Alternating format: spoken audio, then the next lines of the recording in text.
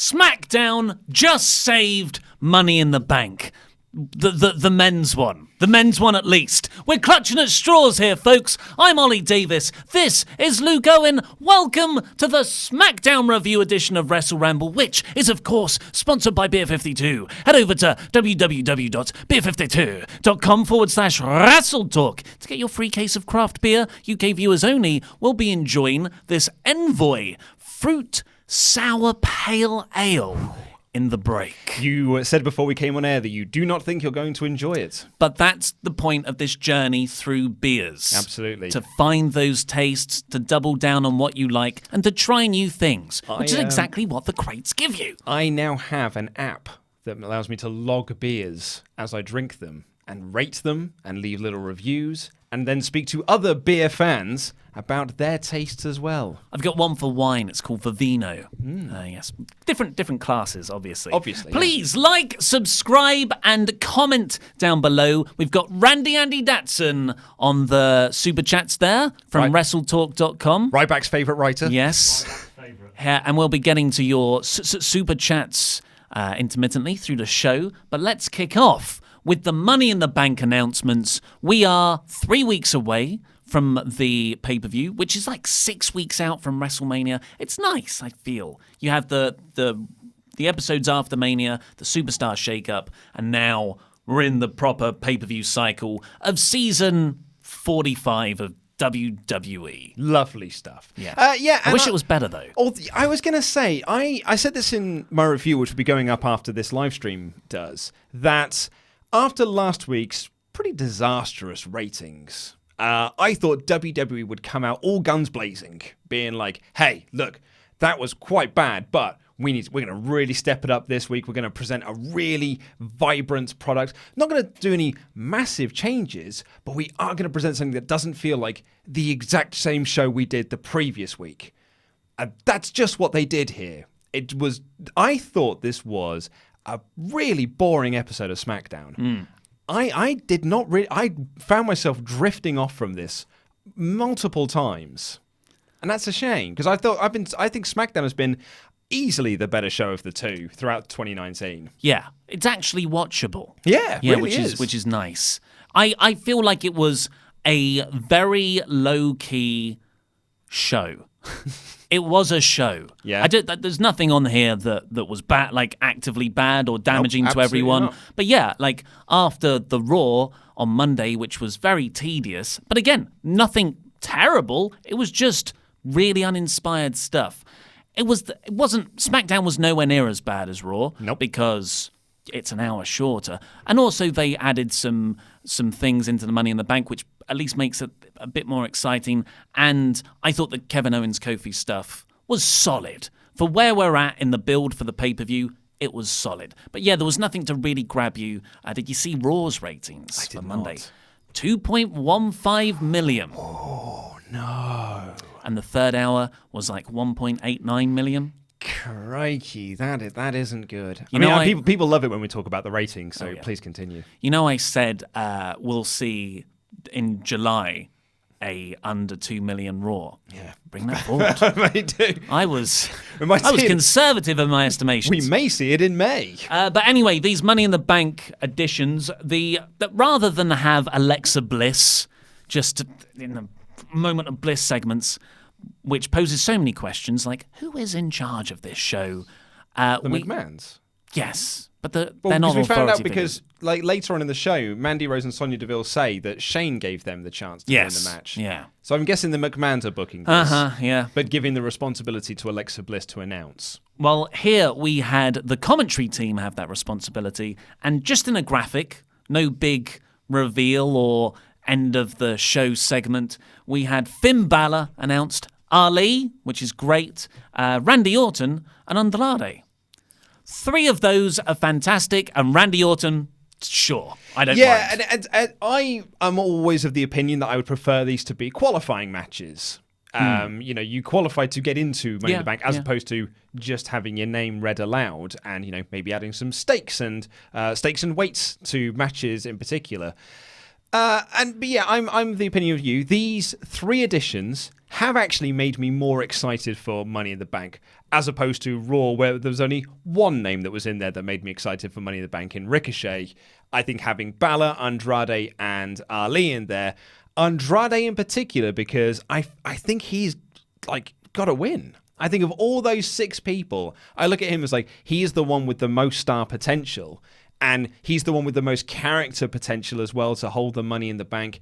He would be, like, him and Zelina would be so great with that gimmick. You're going to say Baron Corbin? No. Well, yeah. Well, I was going to agree with you, but then I realized my logic applies to Baron Corbin. So here's my idea. Finn Balor and Ali then tagged together to take on Randy and Andrade, which was pretty much it's just copy and paste stuff from the previous night. Also, it was just an ad break. Yeah. Like there was no match here. There was an ad break and then a finish. It was like a promo, ad break, everyone's finishing maneuvers. Yeah, and then Ali wins. It was a shame because the end was really exciting. Yeah. I was like, WWE, you know when we complain about the boring match structures you usually have? Do this. Do this more. Give us high spots. Yeah. It gets over in 2019. No. What gets over is rest holds for 90% of the match. Oh, yeah. And then the big comeback. But Andrade, so Ali got a jobber entrance, but Randy Orton and Balor also came in. And then Andrade and Vega came out, and Vega is cutting a promo. And Andrade says, well, he sort of runs down everyone. I don't respect any of you. Yeah. But then he says to his tag partner right now, Randy Orton, hey, if you want to learn something, tag me in. It was great. And I just thought, this is great. And as soon as he started speaking, I was like, I think Vegas should speak for him. But by the end of it, I was like, you know what? Let's run with this. And the match, like you said, was just fast action all over the place. But then Ali hit the 054 for the win. Was it the 054? I thought he just hit a regular 450. Oh, was it? Oh, yeah, you're right. It was a 450. Onto Andrade. Yeah. So Andrade took the fall. And lost last week. And he lost last week. And usually WWE's mentality is, well, we're going to put the briefcase on them. We can beat them all the time heading into the match. Exactly. And that I was saying that in my head as you were talking, and I thought they beat Baron Corbin on Monday. Baron, there is a strong chance that Baron's winning this. There is high probability that Baron is winning this because heat. You'll get heat from it, mate. Heat from promos at the very least. Once the bell rings, no one will care. But heat, mate. Conspiracy theory. WWE are killing the wrestling viewership, so All Elite Wrestling stands less of a chance. I've heard worse conspiracy theories, so I think you might be onto something with that one. Hey, and I think Dean Ambrose is quite obviously going back to WWE. It was all a work, sheeple. But yeah, this I enjoyed the moves, but like you said, it wasn't a match. And Orton RKO's Balor right away, but Ali super kicks Orton to stand tall. So Ali stood tall at the end, putting over him very strong. Yeah. He got the pin, and he was the guy outlasting everyone at the end. So he's losing. Yeah. Yeah. Oh, yeah. But we do have half of an excellent Money in the Bank match now. Yeah, and I think that Money in the Bank, having those tall dudes in there in the Cycle Path and Braun and Baron, I think actually will be a nice dynamic for the match in the same way that you had Lars and Killian Dane in that North American Championship ladder match. As long as you can do some really good stuff with them and some good sort of big power spots, then there'll be an excellent addition to that match. My worry is that because it's Braun, the way that Braun matches work is that you just get swatted around and then Braun wins. And that's not as much fun. Do you think perchance Braun might charge into someone and they might move and Braun might run into a barricaded area? I mean, stranger things have happened. And but, then he stays out for most of the match? There is, and then he'll come back surprisingly and he'll, break a ladder, snap it in half. Punch it. Just poof. I would put Lars in the match. Braun feels stale to me. Drew's great. I like if we're having big men in there, use Drew. Baron, sure, for the hate. But then, I think Lars would be good. I think Lars would be good. Because he's got no direction. Yeah, and actually, on the SmackDown side of things, I'm a bit gutted that Aleister Black's not in the match. I'm a bit gutted that Buddy Murphy's not in the match. Where was Buddy Murphy? Well, where's he been since WrestleMania? They announced him for the Superstar Shake-Up. He's not been on, he's been on less than Sasha Banks has. And, I think this would have been a really good chance. again, I keep going back to that North American Championship ladder match because I think it is almost the standard bearer for ladder matches in WWE in the modern era. I think of wrestling in the modern era. It is a terrific match.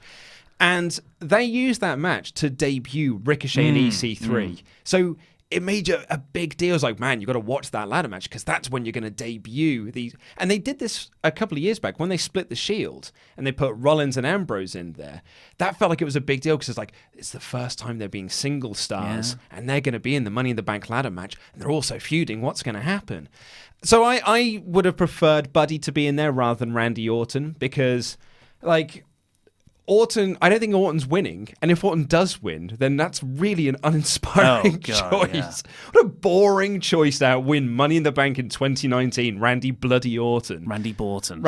So in which case, why bother putting him in? Well, hopefully to RKO someone jumping off a ladder. Yep. Ali, 450 off the ladder. Yep. Whoop, hey! Ricochet will do his shooting star press into an... Yep, absolutely. 05, can we do an 054 into an RKO? Does that work? I think they might have already done that spot, but I'm sure Randy can make it work. I don't know if the trajectory... With, what's his face? Matt Sydal, who was it? Evan Bourne. Yeah, no, that was a shooting star. That was a shooting star. Yeah, that's what I said. But you said Phoenix Splash. Did I? You did, yeah. I meant Wasn't even close. Shooting star, but they've done the similar spot. Yeah. I think Randy Orton can just RKO people from out of nowhere.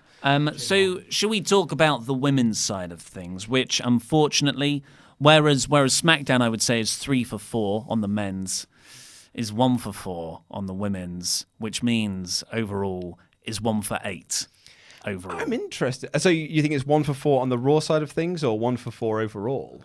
What are we talking about? The women's side of things, because there are, I think, in terms of good picks. I think there are 2 good picks in this. Okay, well, let's go through what we said. What was said, rather. So Sonya Deville and Mandy Rose. Bayley was announced first. I forgot about Bayley. Okay, Yes. Bayley's good. Yeah. Yeah. So we're on the same page with this then. Right. Yeah. Speaking of page, we're on the. Bayley was announced at the top of the show. They did actually in 3 different segments for the lady folk section of the Money in the Bank pay-per-view. Bayley was announced via graphic because she was then going to have a match with Becky Lynch. Mm-hmm. And then later on, there was a segment between Mandy Rose and Sonya Deville where Mandy walks in and I was like, please be Sonya, please be Sonya, please be Sonya, please be Sonya.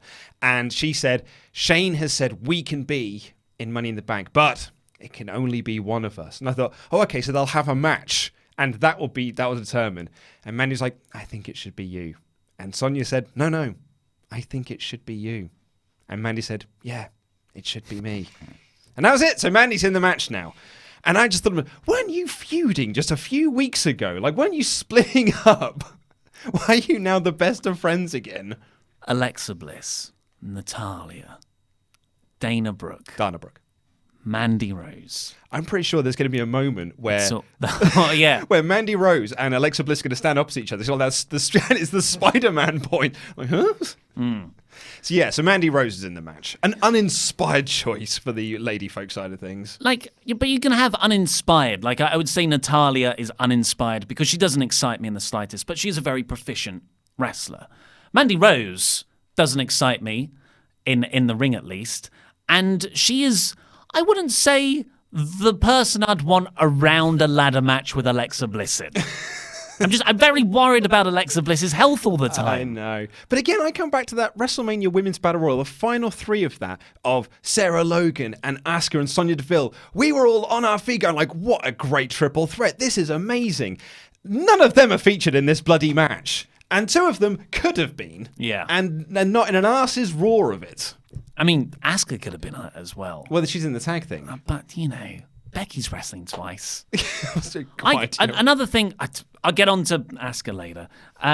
So we've got Bayley and Mandy Rose. I've written, God damn it, that's a terrible lineup.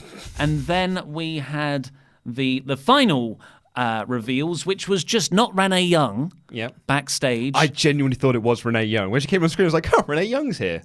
And then it's like, oh, no, it's not Renee Young. She must have come over with Michael Cole. And the final 2 MacDown people. Is that what she said? She said MacDown. I rewound it a couple of times. Because she starts we misspeak all the time. It's easily done. But it is funny. She starts it's hilarious off, when we do it. She starts off quite strong. But then she has like a half-breath pause where she obviously, something goes wrong in her head. She gets through a bit, then she says SmackDown. And I was like, it went wrong back here. Yeah. That's good. And she introduced Ember Moon, who I thought cut a pretty good promo. Yeah. And I'm glad to see Ember put into this position. Yeah, very excited to see Ember. Big fan of Ember, absolutely. And then Carmella was the last entrant, and I thought, well, I mean, I'm not that into Carmella. I think she does very little for me. I don't really want to see her with the lunchbox again. But then I went on to the list of WWE personnel Wikipedia page, my favorite page on Wikipedia, because it's the easiest way for me to keep track of where people are and who's employed still. And I looked through who the other possibilities were, and I was like, Carmella was the best choice, because it was either her on SmackDown. Yeah, it was either her, Lana, Liv Morgan, or Mickie James. I mean, I wouldn't have put Mickie James. I don't see why you can't put a tag team in there. I don't see why. You could have put Kairi, Sane, and Asuka in there. Yeah. I mean, that brings it from here to here. Yeah, absolutely. But Bayley and Ember Moon. I mean, hopefully they put it on Bayley. I would say out of the bunch, like Ember Moon has got time. Who's on Raw again? What in the match? Dana Brooke, Natalia, Alexa Bliss. Natalia, Dana, Alexa Bliss, and God, I genuinely couldn't remember who the fourth person was. Yeah, of those 8, I guess Bayley is the person I'd like to see with it most. Well, let's tuck into this beer. Head over to www.beer52.com/WrestleTalk, UK viewers only, to get your free case of craft beer. And remember, everyone, stick around after the show. We'll be diving into the full SmackDown episode after answering a few of your super chats, because we'll be over on Screen Stalker playing WWE 2K19 again, which had a Match of the Year candidate with the Shield versus the Undisputed Era. We were the Undisputed Era yesterday. A 5-star classic if there ever was one. Yeah, well, we didn't know how to get out the cage. And it was followed up by 2 not 5-star classics, which I was playing, and I don't know how to play that game. So this comes from Gypsy Hill. Not for me. Hey, I tried it. It says a blend of dry hopped brut pale ale and fruited sour. Heavy nectarine, peach and stone fruit notes resonate behind this complex palate tingling beer that finishes dry. You and I are off down to the pub later on. Yeah, we are. Which I'm very excited about. I'm not into sour stuff in general, like sour sweets, but if you were, I bet that's... Yeah, do you know what? It's like sherbet in a can. It's almost too fruity for my taste. It's not the sourness that kind of puts me off. It's almost too fruity, Gypsy Hill, I would say. Did you bring your Smash Up decks? Yes, I did. Excellent. And Laurie's brought his. Have you seen his? No, I brought my decks. In the case. Oh, yeah, in the case. Holy moly. Yeah, I brought my decks as well. Anyway. Let's have some super chats. Randy Andy Datsum. Yes, let's. Caller from the Ascension, Luke. I thought, do you know what? I was thinking about this yesterday. I was like, I've noticed within YouTube there's a trend of things just last for a week. Yeah. Like, no one says the experience anymore. And I just thought that my baldy head would just be a 1-week thing. Yeah. Disappointingly, because the Sonic trailer was released yesterday, and I'm literally in that trailer. I'm right at the end. I'm literally in that trailer. Yeah. No Holocaust jokes, obviously. Betting favourites for Money in the Bank are Drew McIntyre and Andrade and Ricochet. I think Baron Corbin are the least favourite. Well, put the money on Corbs, I'd say. Apparently, the packages has arrived for me, and it's leaking everywhere. So Pete's going to come down in a second and take over just for a bit. What have you ordered? Just some thing. I can't say because it's for someone.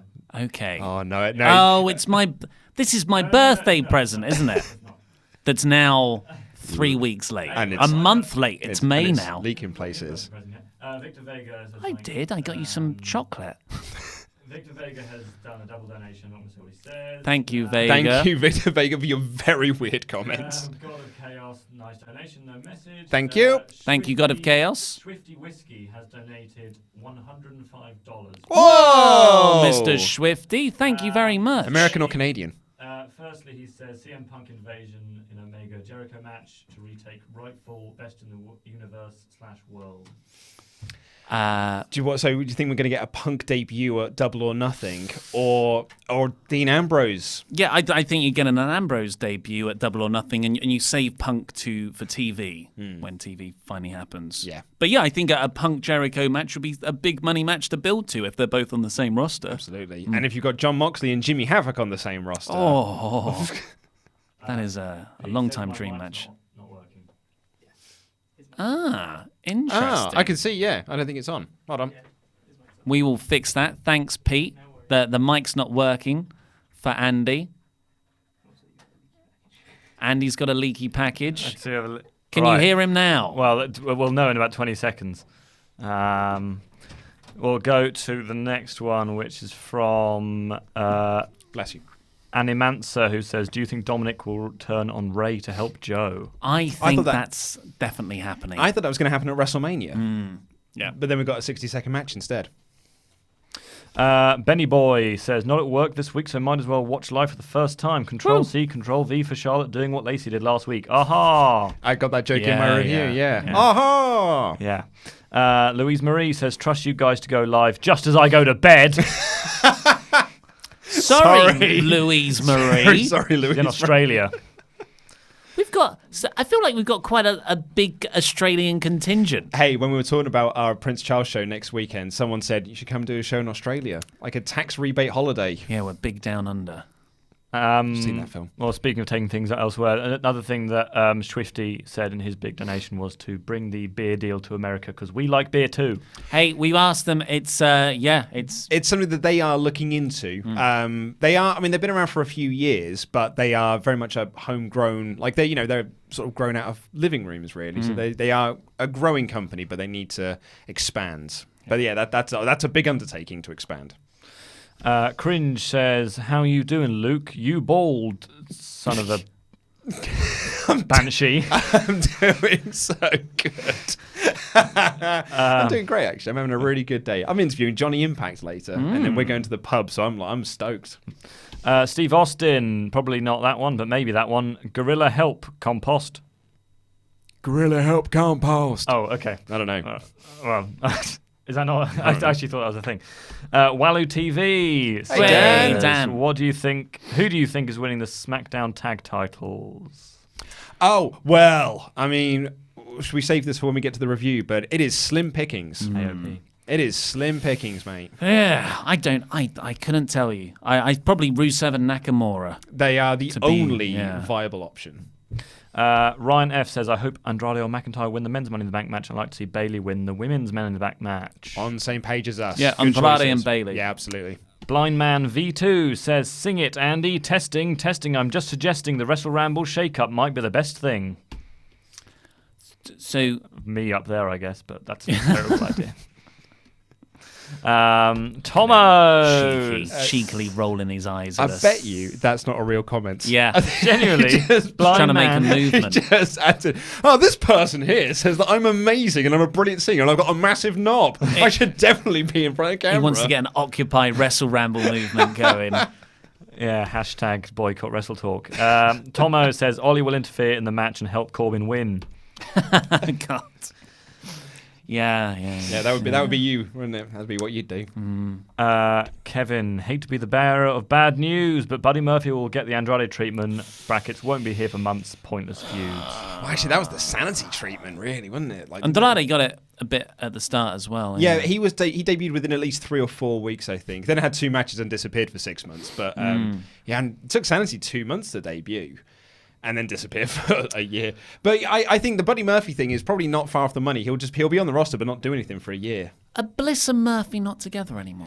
Well, so a lot of people have pointed this out because the mandate apparently backstage is they want to keep couples together. Yeah. But Bliss is on Raw and Murphy's on SmackDown. But then again, they've been separated previously anyway because he's been on 205 Live. So they've always been separated. I don't think they are, but You don't think they are? No, I don't think they're together. They're in Splitsville. I know. Brad Grove says Superstar Shake-Up still isn't finished. Is Michael Cole on SmackDown now? What the flip? Watching from Australia. Keep up the good work. Speaking of Buddy Murphy. Well, they're just trying to get those ratings. And Michael Cole is a person. Yeah, sorry, I was just Googling whether or not they are still dating.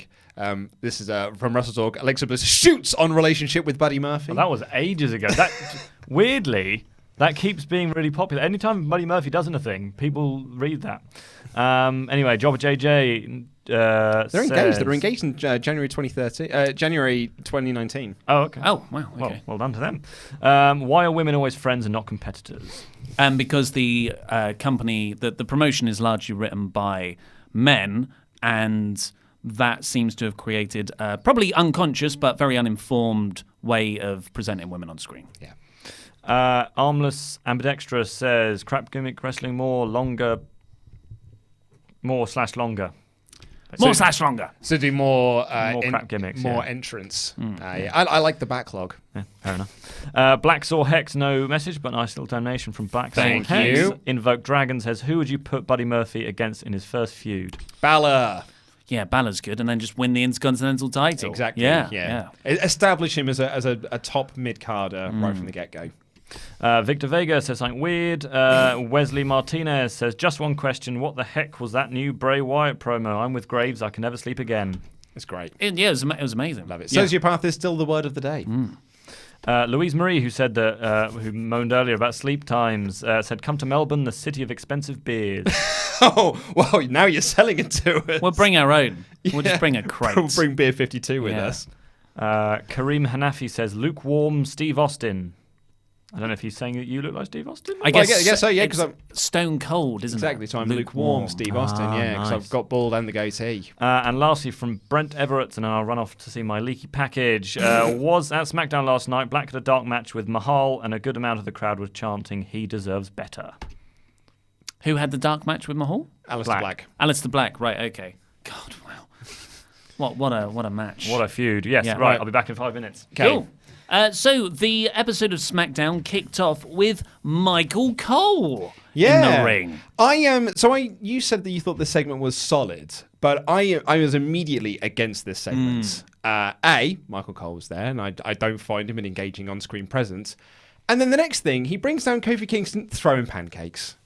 And I'm like, mate, you got turned on last week by Kevin Owens. Your best friend was powerbombed onto the apron. And here's me thinking, Woods is far too injured. That's why he's not coming out with Kofi. Kofi's there flinging pancakes like absolute not a care in the world. And Byron says, goes like, I think Kofi's putting on a real brave face because of what happened last week. And I'm like, this sucks, man. Like, there's a brave face, and then there's just acting normal. And then he gets into the ring. And I do not know how this got so far in the scripting stage to get to this point. They then spent nearly 10 minutes recapping him winning the title. How does this happen? It's been 3 weeks. We're recapping him winning the title. They were going back to Elimination Chamber. Yeah. And I'm like, guys, there are more pressing matters at hand. His friend was powerbombed into the apron last week. Finally, they get to Kevin Owens. And I just kept thinking to myself, this is half a Friends episode. This is half an episode of Seinfeld has been dedicated to them recapping something that's been happening for the last couple of months that didn't need to be recapped. This was diabolical television. This was dreadfully, dreadfully bad television, and I hated every single second of it. It put me in such a bad mood. Getting up at 5:30, I'm sweating. Getting up at 5:30 to watch this show, and they're just telling me stuff that I already know. It really wound me up because I thought it's so inconsistent with all characters in the ring. It's inconsistent with the story. It's inconsistent. I didn't like it at all. I guess, yeah. But when you put it like that, maybe it was the later stuff that I enjoyed. I like the later stuff. The later stuff was great. Because at least it wasn't Kofi coming out and saying, here's what I did at Elimination Chamber. Here's what I did at WrestleMania. Yeah. Here's what happened last week. No, I'm sad. Yeah. It was Michael Cole doing it. I thought Michael Cole wasn't annoying here. He was genuine. You could tell that Michael Cole wanted to say these things to Kofi and be able to have the sort of public forum to be able to say things to him. And that was quite lovely. But then it is infuriating going through WWE.com and seeing all these pictures of Kofi Kingston smiling. And I'm like, mate, why are you smiling? Yeah. Why are you smiling? But when Kofi went serious and delivered a promo, I don't think he gets enough credit for his promos, actually. It's very good. He's really good. Yeah. And he's so authentic. And he really believes in all the believe in yourself mantra. And that's why he was so great in the lead up to Mania. I think that's a lot of the crowd like behind him, or the crowd getting behind him, was down to this 11-year journey, but I was also down to his great promos, and his promos sort of selling people that might not have been sold on Kofi Kingston into buying into him winning. I think he's great. Yeah, but as much as I like Cole, he did jump the shark when he looked at Kofi dead in the eye and said, "Your title win was possibly the greatest WrestleMania moment ever." You say, I've heard you. We reviewed WrestleMania 30, and he said that about the opening segment of the show with Hulk Hogan, Stone Cold, and The Rock. Yeah. It's just a phrase to say. Anyway, finally, Kevin Owens comes out. After an entire Teen Titans Go episode, Kevin Owens comes out. So I was going to say, I thought Kofi's explanation for why they trusted Kevin Owens was really good, because with a New Day, we see the positivity in people, and everyone deserves a second chance. Yeah. Look how I got my second chance. And that works. And he even said, maybe I should have seen it coming, which I think is a really, that's a good character flaw to have, of being like, yeah, maybe I should have seen it coming, but I didn't want to see it coming. I wanted to trust this guy. And I think that's actually really nice. Because he's so much about the positivity. And I thought that is a very consistent character trait that they told in this episode as well. But yeah, like you said, KO comes out. He tells Kofi that nobody thinks you're championship material, which, the problem when he said that was, I think a lot of people probably do think that. Well, Billy Graham certainly doesn't think so. Yeah. But if you haven't watched WWE for a while and you click on and you say, "Oh, what? Kofi Kingston is champion," and then Kevin Owens says that, I think when he won the title, that's the time to drop all the unworthy stuff and just be like, "You've proven yourself. Yeah, you won on the biggest stage. Now let's build feuds and motivation around something else." Yeah. I think it makes people look worse. And Xavier awesomely runs in to beat up Owens, but Owens super kicks him really quickly. Yeah. I actually saw someone present a really interesting theory that I would have really liked, actually. It was back before they did the Kevin Owens turn, which is that Vince McMahon planted Kevin Owens into the New Day, and that would explain the whole thing of why he brought him back, and that would sort of actually tie all these storylines together. And he did it to try and he put Kevin Owens in there to try and fracture New Day because Vince doesn't want them to be a group anymore. And I was like, what a great little story that would have been. Like a Viper in the family, but the other way around, where the bad guy is trying to split up the good guy group. But no, he's just turned heel and it's got nothing to do with Vince McMahon, apparently. Yeah, I don't know about that one. I think that still raises questions about why he was put in the match in the first place a few months ago. But then Kofi was backstage telling Xavier in the trainer's room, "Look, don't do that. I can take care of myself." So, but not from a bad place, from a very, I want to protect you. I'm the champion. I really felt like Kofi was a proper hero in this episode. Yeah. Yeah. We eventually got the serious Kofi that I was after. So, I'm not demonizing the whole show based upon that. But you're right. Yeah, the first part of this story was a bit ridiculous. Then we got Bayley versus Becky Lynch, where Bayley is unceremoniously announced in the Money in the Bank match. There she is. She's in a graphic. But they had a really nice match, though. I thought it was some good back and forth action. I actually really liked this. I think it's match of the week in WWE. Yeah, easily. I from the opening hip toss, and Bayley just gets straight up and looks at Lynch in the face. Great! I thought it was great, and then shrink screen ad break. I wanted this to go longer, but I just wish. So what happened is Charlotte caused Bayley went for an elbow drop. Becky caught her in the disarmer, which was a really cool spot, and made Bayley tap. Charlotte runs in and punches Becky. And she booted her.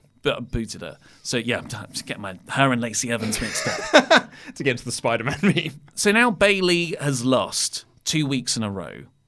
Fine about last week. Why couldn't this week if you're going to have Charlotte run in, just have Charlotte run in? Well, I think the story they're telling, and they were talking about this on commentary, which is why, and I say this in my review, although it is Control-C, Control-V from what they did last week with Lacey Evans, I think here they did it for storyline purposes, which is, even if Becky does manage to defend both her belts and Money in the Bank, someone's going to have a briefcase, and they could just run down and beat her up afterwards and leave her laying. So even she has got the uphill task of defending her title twice anyway, but actually she's got multiple people coming after her on that night. So I actually think the way that this was set up was actually quite nice, and I thought it told quite a nice little story. There's that side of it. I just, don't book Bayley in this position to lose again. Well, I would agree with you there, because Bayley's whole point of her promo last week is you've never beaten me. And now Becky has beaten her, so I guess that's a moot point now. And for everyone getting excited, maybe Bayley, this is a fresh start. She's definitely shown a more serious side. I loved how she acted in this match, even though last week I was making fun of her for being emo Bayley. I thought she was great here, but she's been beaten twice, back to back. All the time she's been on SmackDown, she's lost. So, yeah, I'm not optimistic about it. And about Becky, and I mentioned Asuka earlier on, I thought the whole point of Asuka beating Becky at the Royal Rumble was so Becky had a challenger coming out of WrestleMania to say, I've beaten you. Well, yeah, but then the Iconics needed challengers. Oh, my God. It's the tail wagging the dog. Yeah. Well, I mean, I'd imagine. And you made the tail. Perhaps I'm projecting here. I mean, this is purely speculation on my part. Perhaps the idea was they thought they were going to continue the feud with the Iconics and Boss and Hug, but those plans sort of fell apart when some of them started to lay on locker room floors. So, and then they had to change those plans, and that's why we've now got Asuka and Kairi Sane. Because I'll be honest, that doesn't feel like that was a long-term plan. That was very much a last-minute decision. Yeah, well, what, are you saying Paige, Asuka, and Kairi Sane isn't a well-thought-out, coherent gimmick? I mean, maybe I am. That happened. Aleister Black had another promo. He talked about fear this time. Ooh. Spooky promo. It's fine. It's fine for a while. It was fine when Bray Wyatt did it to start off with, but then it just became Rambly Rabbit. Yeah. Not most recent Rambly Rabbit. Randy Andy Datson has rejoined us. I thought Pete was coming down. And I think everyone wants to know, what was your leaky the package? Leaky package? Randy Andy Datson. You can't say and because his it's for package. private parts. It's for someone who sometimes watches this. It's for Tomo. Yeah, it's for Tomo. Tomo. You've caught me. No, it's just an edible liquid. So it is for private parts. That sounds disgusting. But it's just one of the containers had split. Edible liquid, eh? Isn't that what was it, Red Bull slush thing? Oh, that yeah. Sonic the only rabbit- diet with slush in it. Red, viscous slush. I haven't stopped thinking about this Red Bull slush. Slush is a gross word. Yeah. Like, I don't want to drink something that's called slush. Sounds like a baddie from Captain Planet. Like, I don't think that doesn't sound appeasing. Anyway, we got the Hardy Boys coming out for their announcement next. It was in the ring with them. Kayla Braxton. It was Kayla Braxton. Jeff was selling this really well. He was on crutches, and he says, like when Kayla's, well, what have you got to tell us? And he goes, well, it's probably easier to show you. And introducing his goddamn video package that wasn't even really about him. It was a video package for Lars beating up Kurt, beating up all these other guys, and then beating up Jeff in there. I know, but I think that's quite a nice. They've turned a negative of Jeff getting injured and applying that to Lars. And I think now Lars, a character portion is he put Jeff Hardy on the shelf. Popular wrestler Jeff Hardy, Lars has injured him. Yes, that's great. I think that's a great direction. The video package is what I've got issue with. And Jeff introducing the video package. Oh, the guy that really beat me up and has caused me to have to relinquish the tag team titles. I'm going to have to get surgery. I'm going to be out for ages, he said. We never got to defend these belts. Here's a video package hyping that guy. in feuds that I wasn't even a part of. Yeah, it's fair. When you're right, you're right. When you're right, you're right. I hate it. Right, so should we talk about the terrible state of the tag team division? So, who we got? Hardys have relinquished the belts. Here are the teams that are left on SmackDown that could possibly win the belts. Rusev and Shinsuke Nakamura, New Day, who seem to have their own problems at the moment. They're tied up elsewhere. And injured. The B team, the Colognes, Heavy Machinery, and, at a push, the Singh brothers.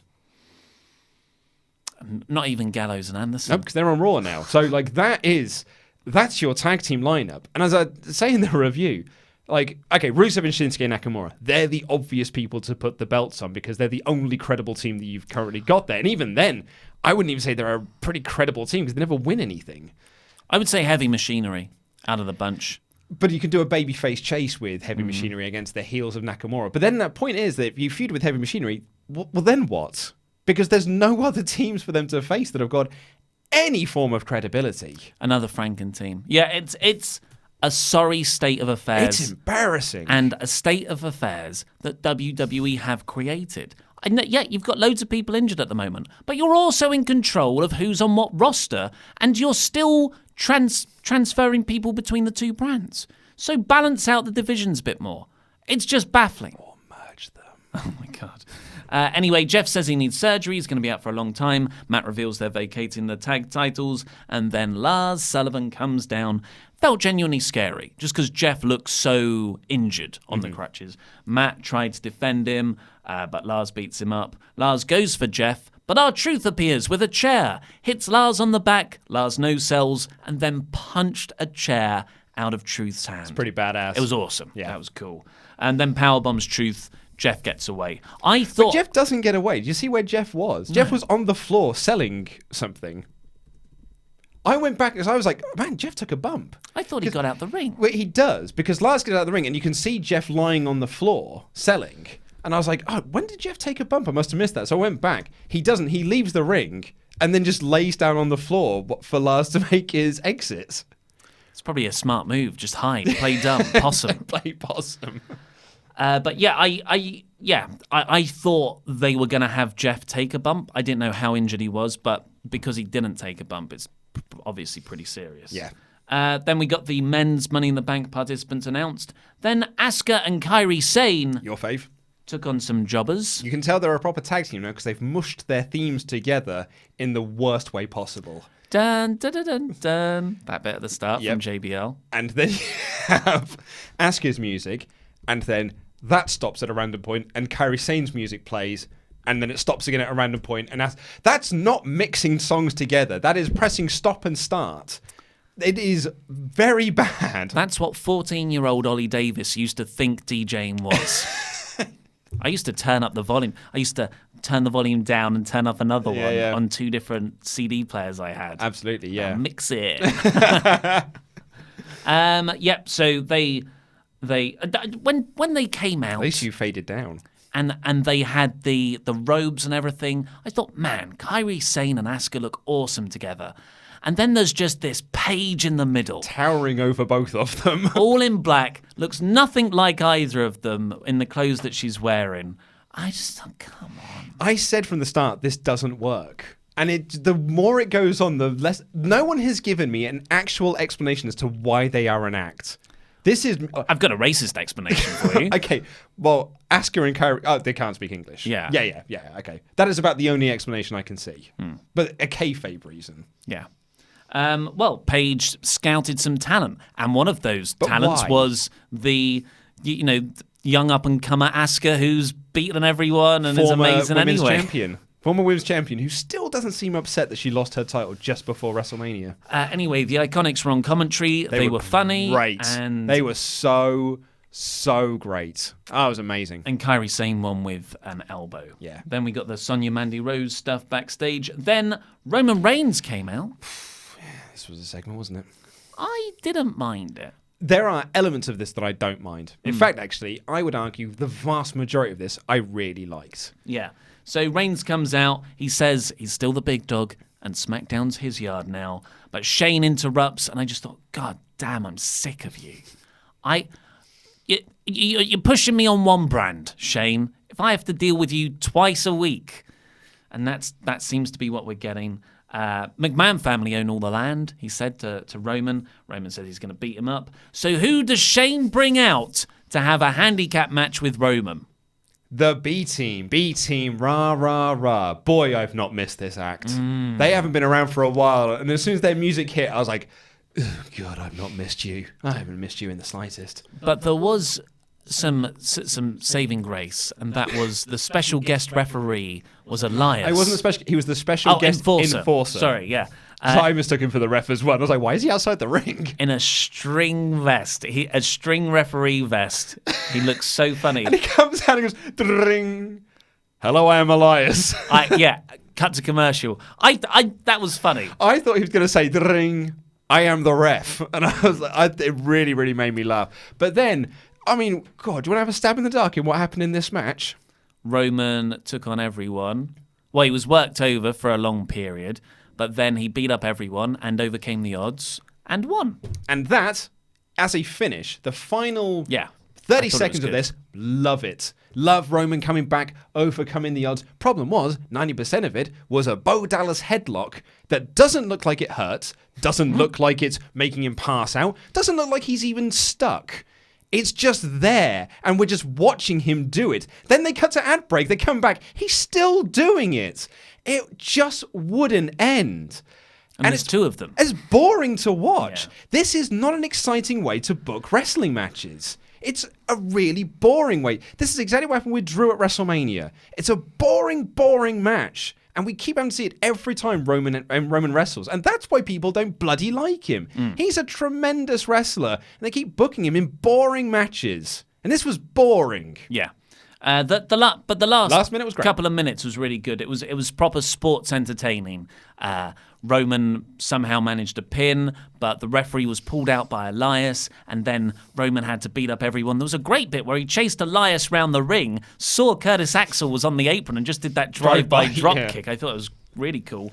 And I think B Team and Elias did such a great job of selling for Roman's offense. I thought they were wicked. And then Reigns punches Elias when Elias has the guitar to get him, spears Axel. The original ref comes in, 1, 2, 3.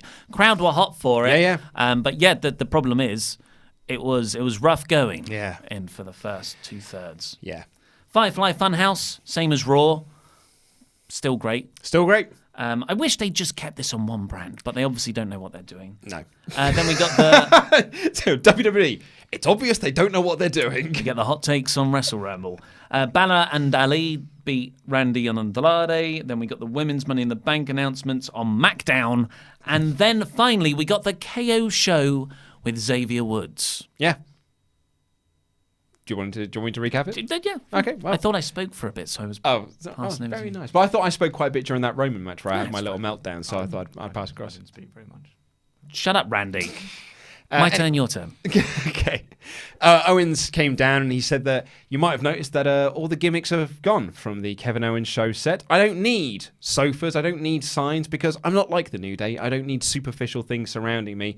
It's kind of the promos we sort of expected Daniel Bryan to be cutting when he was feuding with Kofi Kingston, but they sort of turned it around and didn't really go down the vegan routes with him. Instead went down the B+ route with him.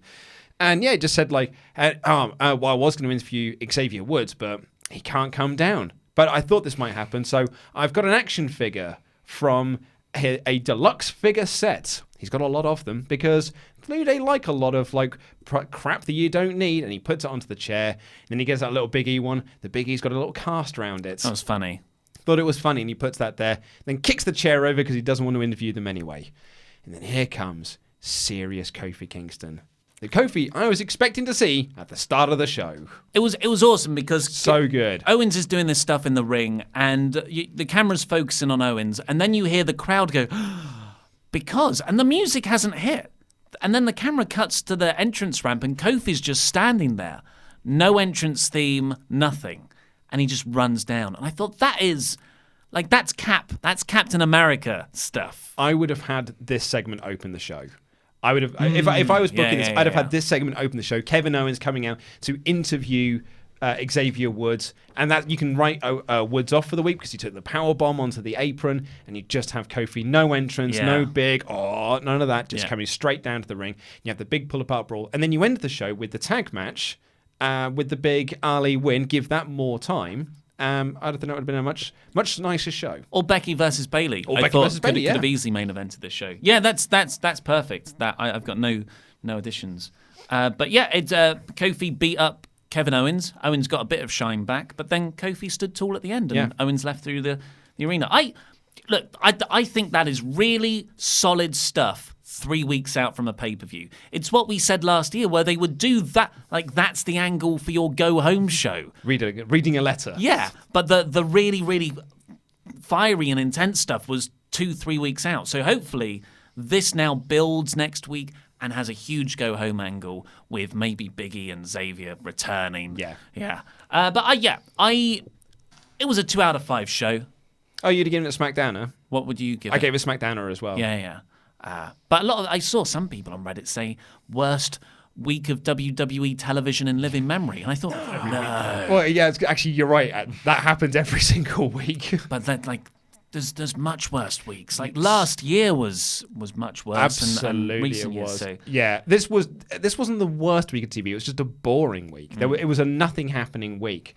It was one of those weeks where we sit down and we had to come up with 2 different titles for 2 different videos, and we can only think of one title. And then you get to the second one, and you're like, I don't know, what else is there to talk about? Yeah. Dean Ambrose.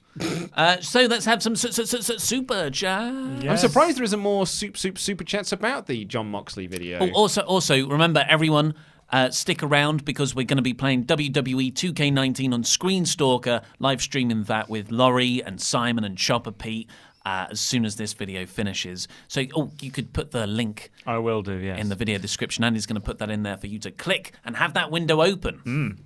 And thank you to everyone, because it's been a very generous day indeed. Thank you all. Jay-Z starts the second batch of Super Chats with, what do you think of Sasha returning at Money in the Bank and costing Bayley the briefcase if she's staying? Thanks, gent. Oh, my God. Finally get that Sasha Bayley feud that's been in the works now for 2 years. No, Sasha Banks needs to go to... If she's coming back, I don't think she should. But if she does... She's got to go on Raw because Raw has nobody. Yeah, I'm 100% agreeing with you. Yeah, keep her far away from Bayley. You want to feud with Tamina? Rocky Balboa says, hey, Wrestle Talk, question Luke, what is my name in Patreon? My name is Rodrigo Benitez. Oh, you were in yesterday's Patreon shoutouts. You're Patreon's personalised ring announcer. Yeah, I remember that. Yeah. That was WrestleTalk's. WrestleTalk's, sorry, yes, WrestleTalk's, yeah. An Alberto Del Rio joke. Yeah. Cringe says, yo, Randy, could you show Ollie and Luke my profile pic? What is it? It is a picture of him wearing a very large hat that looks like a flower. Fantastic. Sweet. That sounds like a solid profile picture. Yeah. My half-orc has that in my Dungeons & Dragons party. It's like a little helmet that allows them to talk to plants. That's exactly how we picture it. It's like a little flower coming out the top of it. Isaiah Fakire, who I believe has a picture of the Haitian flag as his background. Flag knowledge. Should NXT UK have the Euro belt? Just off the top of my head, I think it's the Haitian flag. Should NXT UK have... Seeing that we're talking about profile pictures now. Yeah, seeing that we're talking about flags on the subject of them. It is, yes. I was looking it up. Yeah, just to confirm I was correct there. Should the NXT UK have the Euro belt for their mid-card, you bullies? They haven't got a mid-card. You need to have a mid-card for a mid-card. They are the mid-card. We're so down on NXT UK. We're down on WWE's presentation of NXT. Yeah, absolutely. Yeah, it was done for cynical reasons. Yeah. Devin Banks says, thanks, Andy, for your flag knowledge. It's really helpful. No, he didn't say that. He says, add to Raw ratings mid-card night Raw. Mid-card night Raw? Yeah. I guess like Monday Night Raw. Yeah. I guess that's quite... I might steal that. Yeah, that's good. Yeah. Small Afro Games, no message, but he has 2 different donations. Now, I believe that is Jaron Walker, who emails us in quite a bit. Oh, really? Yeah. He's one of our long-time listeners and emailers in. Jaron Walker. Yeah. Huh. Mr. Michael Law 2011 says, did you guys talk about the Jon Moxley video? There it is. We haven't talked about it on this yet. What a freaking video promo. It's incredible. I was loving it anyway. And then there's a shot of Moxley, I guess I should start calling them that now, walking along the street with his back hunched and the music's going. I just thought, this is next level. This is what my adult mind wants wrestling to be. If this is part of All Elite Wrestling, very excited. Yeah, it was great. Really, really cool. It was awesome. And it was very symbolic. Mr. One says, who would you book to win in winner takes all AJ Styles versus Kenny Omega versus CM Punk match? What, winner takes what? None of them got titles. Yeah. Winner takes wrestling. Winner takes wrestling. Well, I think the viewers would be the real winners of that match. Yeah. Whoever wins, we all win. Yes.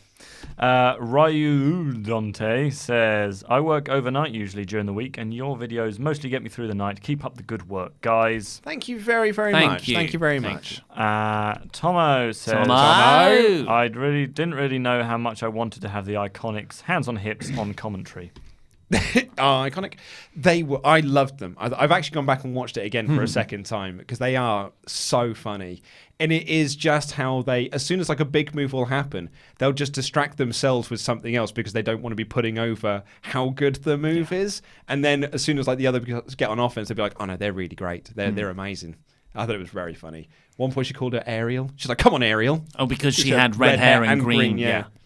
But that got you going. Even better because she was like, yeah, go get it, Ariel. And then as a beat, and then Billy Kay goes, I like that Little Mermaid reference. Play the high note says, Money in the Bank will suck. Bring on the Saudi show with stars. Yeah, we're talking. Now we're talking. That Saudi show.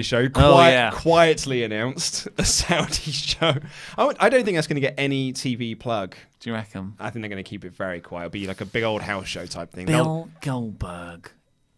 What a crappy epilogue. Do you know what? There is we've got an article going up on WrestleTalk.com about the stars of Ready to Rumble and where are they now. And obviously Sting is in that movie. And the article was structured to being like, what do they do in the movie? What do they do after? And where are they now? And in the portion of where are they now, talking about Sting, they were like, he's basically retired from wrestling, although he has very publicly spoken about wanting to have a match with The Undertaker.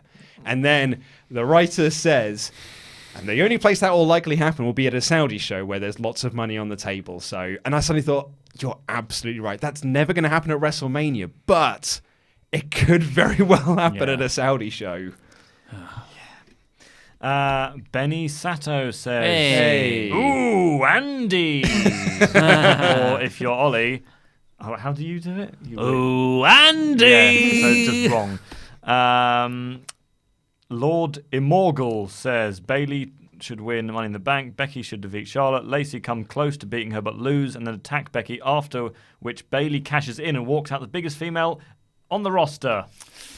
But then you've got Bayley as a heel. And also she's on Raw then. Because she's beaten... You said Lacey Evans nearly comes close to winning. I guess if they cash in, they can cash in on me. Yeah, you can cash in on either belt, I reckon. Yeah. It doesn't matter. I suppose. For the, you're absolutely right. Yeah, that's my mistake. I wouldn't do that, though. No, me neither. I liked it all up until the Bayley part. Kevin says, I think WWE will discreetly move a team from Raw to SmackDown. So I guess the Superstar Shake-up is still on, I suppose, for the belts. And you said it earlier. You said it slightly off mic. I'm not sure if your mic was on, but I think you are right. Yeah. If he's better, AOP will be a good shout to go across. So it'll be the Usos. Be Gallows and Anderson. Because they've already moved over one. And they're like, Naomi's on Raw anyway. No one remembers. Brad Grove says, will WWE bring up any NXT tag teams to SmackDown for the titles? If so, who? It's not a bad shout. Not the worst shout in the world. Street Profits, they need something to do. It makes me sad though, because they're going into a tag team division where there's no one else to face.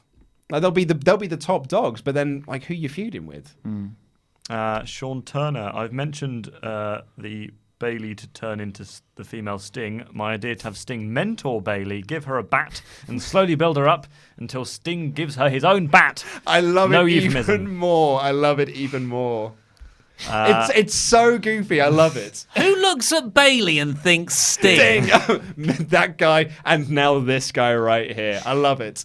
Santiago Villanueva says, great name. Love it. How long will Kofi's title run last? Do you think Fox will have a big influence on who they want to be the champion when their deal kicks in? Oh, I think Fox will have a big influence on that. Spike had an influence on TNA when they got onto their team. Well, at least according to Jeff Jarrett anyway. That's why Jarrett had to win the belt from Raven at House Show, because Spike wanted it. But my hands are tied, guys. I've got to be the champion, I guess. The Villain TV says, I prefer you guys than watching Raw any day. Thanks, mate. Thank you. Which actually isn't that much of a compliment. I guess it's a damning with faint praise. Yeah. But I'll take that. Mm-hmm. I'd rather graze my knee than being punched in the face. Oh, whatever. We should definitely put him in front of the camera. Yeah. Tomo says Roman Reigns equals Mr. Rest Hold and Chin Lock. Yeah. Sean Turner says this is what's going to happen at Money in the Bank with Miz. This is the same guy with the Bayley idea. It will end. My new favourite booker. It will end by Miz dropping Shane off the cage onto a table. I doubt Miz will take a high drop off the cage. Oh, it was basically the Kevin Owens finish they did last year with Braun Strowman. Where Owens won because they threw him off. And that kind of plays off the WrestleMania finish where Shane only won because Miz did a move to him. I can see that happening. Yeah. Jobber JJ says, as a Jobber's record is 1-29 versus Kairi and Asuka. Oh, is he talking about the Jobber team last night? Could Just be. like how the Iconics had a Jobber team guess so. record? Cool. Victor Vega. This isn't actually that weird, but it just says, truth is I'm Byron Saxton. Well, okay. now you know. And the more you know. Shaded Bear says, I swear I'm going to put you in a song that I write about a Galloway girl and a perfect night. It's Ed Sheeran, isn't it? Galway, but I'm assuming Galloway, I suppose that could be Drew Galloway. I don't know. It's too basic for my tastes. And Ed Sheeran is like, he's vanilla. He is vanilla music. I saw him at Glastonbury headline, and I was so bored I left 2 songs in. Wow. Yeah. I went to go down a slide instead. There was a slide, and I thought that slide's going to be open because everyone's here being basic. I'm going to play on the slide. So vanilla. It's just the most generic, simple music. You're basic, Ed Sheeran. And lastly, as in walks Laurie and Pete. Chopper Pete. It's an invasion. Vincent Slater says, Sorry, mate. Who's this one? Vincent Slater. Yes. Who says Vince is making Lacey Evans wins for cheap pop. I don't think anyone's going to get a cheap pop from Lacey Evans. Cheap heat, more like. Yeah, it'll be cheap heat. That's Yeah. it. But I can't see Lacey winning the belt. Cool. We've got 4 Patreon shout-outs that we just need to do very, very quickly. Come over. Look, we can promote Screen Stalker if you just go onto Andy's cam. Look who's here. You've got to switch to your cam though, Andy. Oh yeah. There's Pete. There's Laurie. Hello. Simon, get in there. Hey, we're still streaming, but we're just Oh, now it focused on your eyes. So taking over the stream. there's. We will be over on Screen Stalker very shortly. Andy's probably got the link in the super chat for people to click and hang out there. We're going to be live streaming WWE 2K19 for an hour very shortly. So go over there. But for now, thanks very much on Patreon to Expect a Fight. That's what they call it on Patreon, whoa, and I didn't have another name for them, so they're Expect a Fight.